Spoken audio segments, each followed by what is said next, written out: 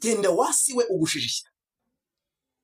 Wahuye n'ibibazo byinshi, isi yaragukomerekeje kenshi, isi yarakurijije kenshi, ariko ukwiriye kumenya nubwo yakurijije kenshi ntabwo ari ubutaka bwakurijije, ntabwo ubutaka bwigeze bugusanga mu nzu iwawe ngo buguteze uburwayi, ubutaka ntibwagusanze mu kazi wakoraga ngo bukwirukanishe, ntabwo ubutaka n'inzuzi byigeze biza ngo bikure umwana mu nzu bimujyane mu mugezi atwarwe.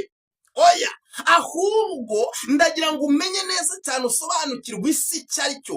Isi ni ibitekerezo bibi bigamije gutandukanya cyangwa se gukuraho. Iyo niyo si mbi, iyo niyo si kubabaje, iyo niyo si gutera, iyo niyo si guhutaza, iyo niyo si